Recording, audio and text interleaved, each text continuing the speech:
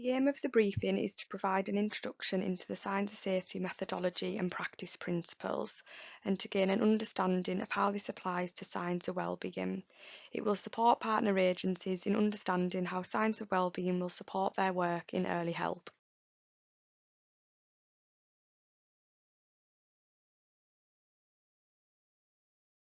To provide a brief history into signs of safety and how it has evolved over the years, Andrew Tennell, a therapist, and Steve Edwards, a child protection social worker, collaborated with a group of 150 social workers across Western Australia. Founded in what works, Signs of Safety is based on understanding that the best way the professional can facilitate change is by building cooperative relationships with clients. Signs of Safety is over 20 years old and constantly evolving, listening to feedback from practitioners in different service areas who work with children and families. It is internationally recognised as a leading approach to child protection casework. However, over the years it has evolved to work with different service areas. Today we will hear about signs of wellbeing. The Signs of Safety methodology supports our vision that the best place for children and young people to grow up is within their families and networks where they have the potential to care for them safely, and when this is not possible, to provide a secure and stable home and help them achieve their full potential. Initially known as Signs of Safety, the practice model has developed and is now known as Signs of Wellbeing and Signs of Success in different service areas. Depending on the service area that you're working with will depend upon the language that you use. Signs of Safety is predominantly used in child in need or child protection work. Signs of Wellbeing, commonly known for child in need, early help and children with disabilities, and Signs of Success for children looked after and leaving care. Practice principles remain the same across signs of safety, signs of wellbeing and signs of success. However, the language that we use may be different. We are now going to look at the practice principles. Working in partnership with the family, doing with rather than doing to, is really important. We want to move away from professionally imposed service-led planning. We know that services don't provide safety and we need to help the family to come up with their own plans.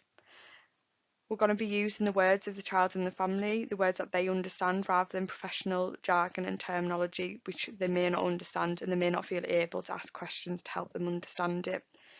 We're going to use a solution-focused approach to promote change. Relationships are everything. We know that creating strong working relationships with a family can really help them feel like they can trust us and help promote a change within a family unit. A stance of humility will recognise that we don't always get it right and that we're willing to accept that things may be different. We're going to use our skillful use of authority, recognising the power imbalance within professionals and families and using that to help us support the family to create changes. We recognise all families have strength and there will be times when the worrying behaviour hasn't been present or has been managed in a good way, and we want to support the family to help create more times like that. We maintain a belief in change and we recognise that families can create change. We always search for details and focus on creating the small changes and empowering the family and acknowledging when they have done that. We're going to focus on the goals. It's a long day on the golf course when you don't know where the hole is. If the family don't have a goal and a vision of what they're working towards, it's going to be very difficult for them to navigate the changes. A robust, balanced assessment analysing the strengths and the worries is what we will do across signs of safety, signs of wellbeing and signs of success. We're now going to look at the signs of safety assessment framework, commonly known as the mapping tool. You can now see the mapping tool. This is used to gather and analyse information. It's broken down into 3 columns. What are we worried about, what is working well and what needs to happen. You can see that there's different analysis categories and subheadings on the mapping tool. These are broken down into the different signs of safety, signs of wellbeing and signs of success language, and we've highlighted the signs of wellbeing language as we know this is language that you use in early help. However, we have kept the language for signs of safety and signs of success on there as we know that partner agencies will be attending meetings with children's social care, so this language they may hear.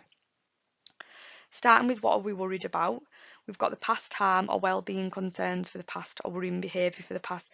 So these are all the evidence and information that we've got about what has happened in the past that has caused harm or worries in relation to the wellbeing or success of a child or young person.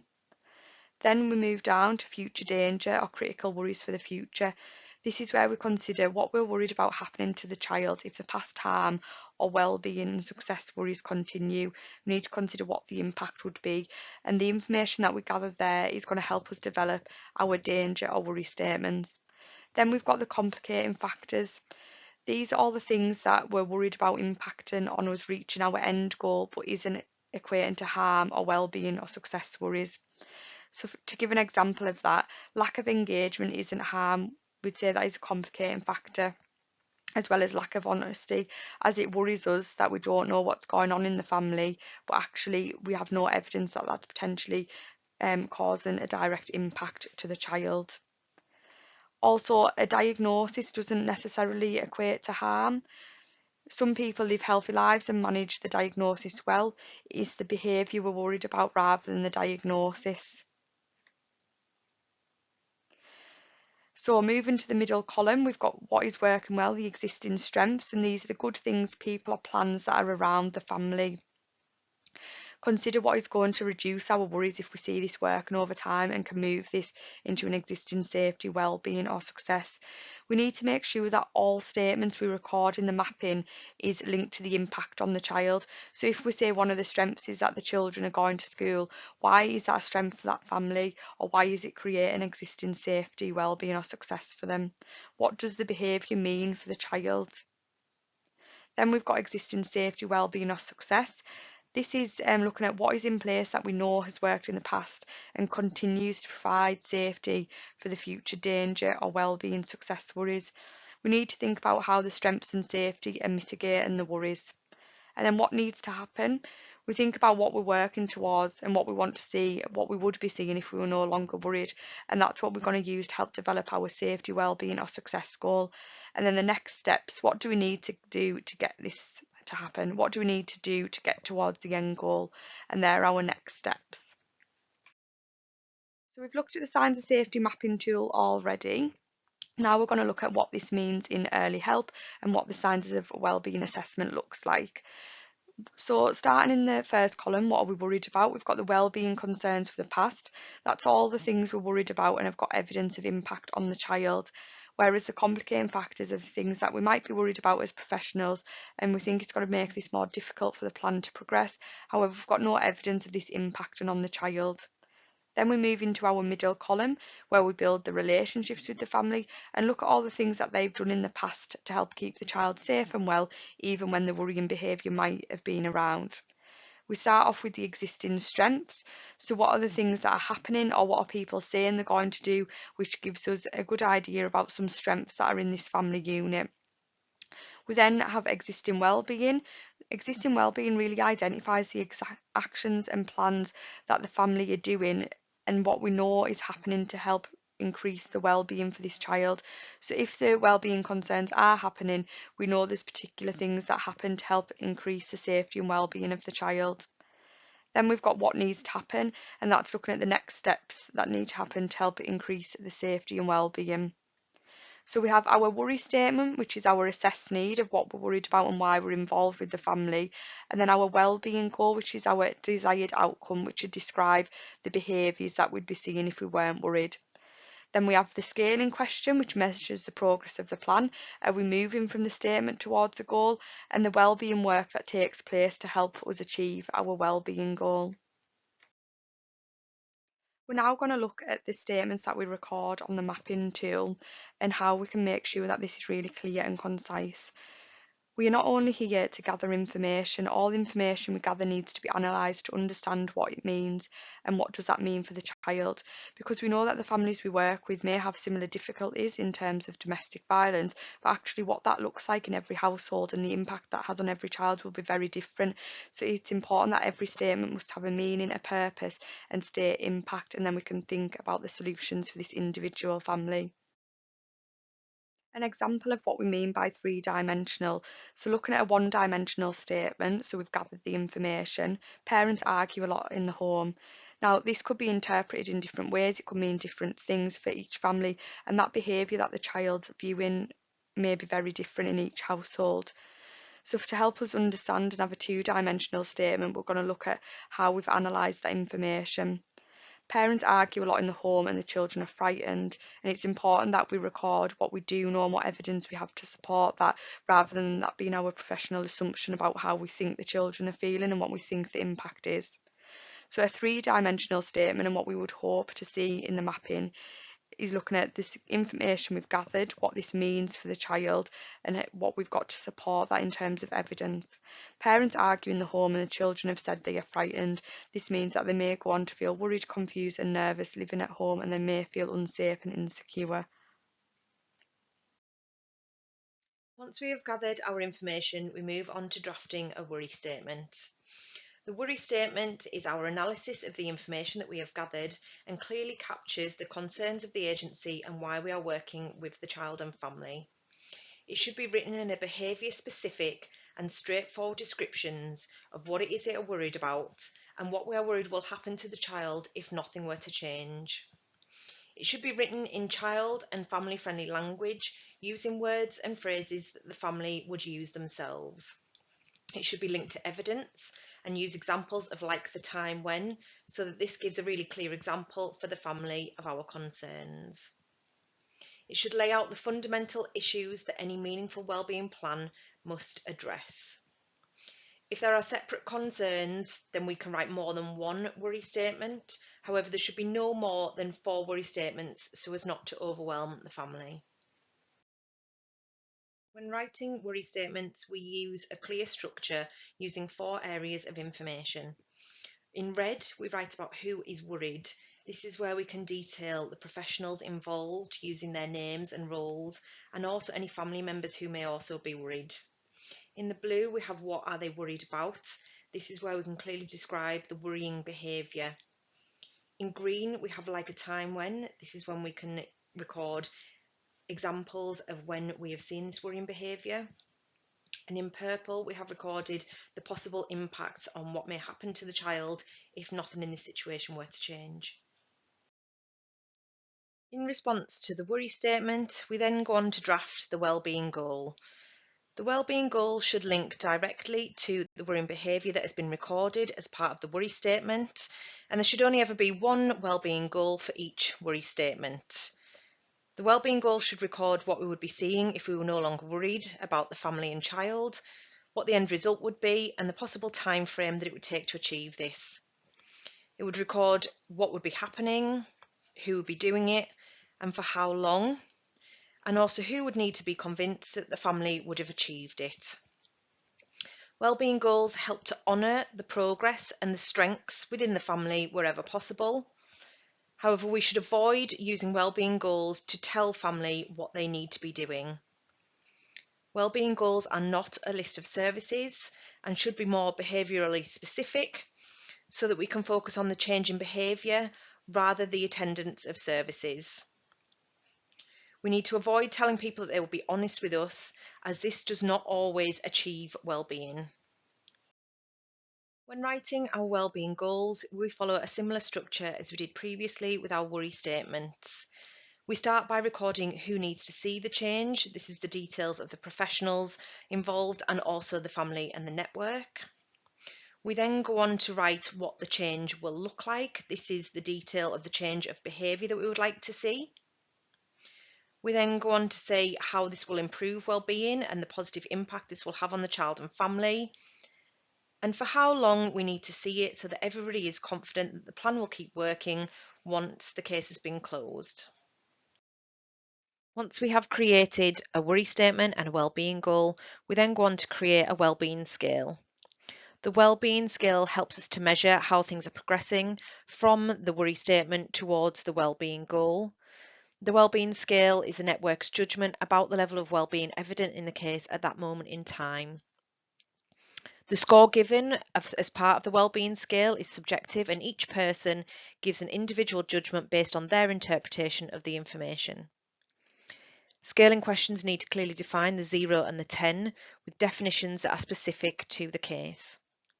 The scale is easy to interpret due to the numbering, and the family, child and network are also encouraged to give their own score to help us view their understanding of our worries and concerns and give us an idea about where they view themselves. Scaling questions are useful for obtaining new information and creating dialogue. It helps create discussions around what we need to see in order to move one more point up the scale. Scales are not linked to safeguarding thresholds. The scaling question is the focus of each review period and should be used at the end of each discussion to summarise. The worry statement, wellbeing goal and scaling question will remain the same. However, the scoring and conversations change throughout the piece of work. We review the scaling questions at each team around the family meeting for people to rescale and give the reasoning behind their scaling number. The scaling number may not always improve, but this helps us then to ask the questions to understand why and what we and the professionals and network need to be doing differently. If we scale high for a period of time and the plan has been tested, then we may no longer need to focus on that particular worry statement and wellbeing goal, as wellbeing has been achieved and sustained. We can then focus on other areas where we may have not seen as much positive change. But once we've consistently reached a high scoring across the worry statement and wellbeing goals, then we know that the plan is working and we can start to discuss whether we can close the early help plan and handing responsibility back to the family and network or single agency support. The scaling question scoring is subjective and therefore there can be no wrong number. It is based on the individual interpretation and their view of the information that they have heard. It's not unusual for there to be a range of score during review meetings from different individuals based on their role, their level of involvement with the child and family, their values or their understanding and analysis. It's not the number given that is significant, but more the conversations around the number. When we ask, why do you score this number? We begin conversation around their reasoning and rationale. And this again can unlock further information and analysis. It's completely acceptable and often usual that parents and carers will score differently to professionals. They're not wrong, but they view the situation very differently to professionals. The number is a starting point to begin discussions around change. When we understand the rationale for a score, we can start to ask questions around how we move further up the scale towards achieving well-being. The scaling questions and numbers given then help us to go on to ask solution-focused questions to help facilitate change and achieve overall well-being. We can ask questions to other professionals, to the family and to the network to start to build a picture of what the well-being plan would look like and what it's needed to make it a success. We can ask questions around, why do you score so high? What is it that's so positive that you see going on? What are the best well-being factors to build upon? What can you see that could help us to achieve even further well-being? What would it take to get you one number higher? What does 10 look like for you? What are the main obstacles to moving up the scale? And how can we remove these obstacles to create well-being? What do you need to help you to achieve a 10? And who could help you to achieve this 10? And to move one number up the scale, what are our next steps? This is an example of a scaling question that's been written. You can see at the start there on a scale of 0 to 10, it always starts with 10 because we first like to focus on the positives. And this is hopefully at the point where we would be confident enough that we would be able to end our involvement. It makes reference to there being a plan in place with the support of the network, but it doesn't dictate what this plan should include. This is down to the family to create for themselves. And at the end there it asks, where would you scale the situation today? Because the scaling question should always be relevant to this point in time. During our work with children and families, we should be constantly thinking of questions to gather further information. The use of solution-focused questions helps us to help the family think about the solutions that they already have within their family and network. Direct questions to the parents and carers can often feel intimidating, so by using relationship questions, we were able to get them to think about the information that we're asking, but from a different person's perspective, perhaps from the perspective of a grandmother, a partner, or what might the child tell us about the situation right now. Impact questions ask people to think about what impact this particular behaviour or action is having on a child or young person. Exception questions help people to think about times when they felt like behaving in a particular way, but they've been able to control it. How did they do this and what did they do to manage? Coping questions help others to think about a time when they felt like giving up, but they didn't, and help them to think about what it was that gave them the courage to carry on and deal with the situation. Miracle questions help families to think about what their vision for the future is and how they would like things to be for their family. Goal formulation questions help us to think about what things would be like in the future and how we might achieve this. And scaling questions help people to measure how things are going today. A support network is really important for parents and carers trying to achieve well-being for their child. So helping them to identify and explore their naturally occurring support network is something that we should be doing as soon as possible. It's not something that can be completed in a one-off discussion or a one-off meeting with the family, and it does take time to build those relationships and begin exploring their naturally occurring support mechanisms. The genogram is a really useful way to begin any conversations about naturally related people around them. However, we should look further than just the directly related family. We can look at friends, neighbours, professionals who they have a good working relationship with who can help to ensure safety and well-being for the children. The worker needs to think sensitively about the impact that shame, guilt or denial may feel on the parents and carers and how this may impact on their family dynamics. And ultimately, the parents and carers are the experts of their relationships and networks, and we shouldn't be dictating to them who they can or cannot have involved in their support network. Rather, we should be looking at the roles of the network and how we can include everybody. There is an old saying that it takes a village to raise a child. However, when we begin working with some of the families that we work with, they can often seem resistant towards bringing forward their family or friends to help them. Steve DeShazer is a psychotherapist who says we shouldn't see the family's unwillingness to bring forward their family and friends for support as resistance, and rather view this as an opportunity to dig deeper into looking at the issues or the problems that the family have with bringing forward their natural support network. We need to think about whether it is our thinking that's actually getting in the way of them finding support people, and whether they may view their support people as not being suitable due to what the professionals involved may think. When working with families at identifying their support networks, particularly those who tell us that they haven't got anybody in their support network, we need to think about the kind of questions that we might ask to explore this further.